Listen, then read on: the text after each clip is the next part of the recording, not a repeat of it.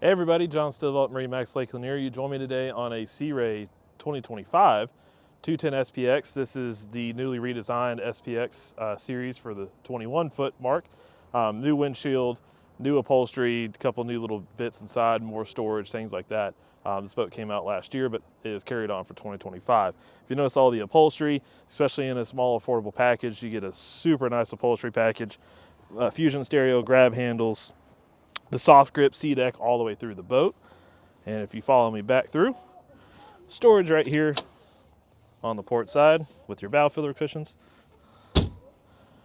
helm with samurai glass dash, fusion stereo powered by a MerCruiser V6 4.5 liter engine, bucket seat with the flip up bolster, and then port side you have the fold back seat.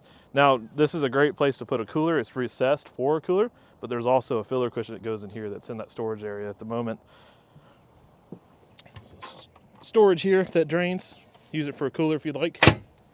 Nice sun pad, storage underneath my feet where your battery switches are, traditional ladder, and this boat's optioned with the fold down swim step. I appreciate you taking the time to come see us. If you want more information on this boat, please visit us at www.marinemax.com.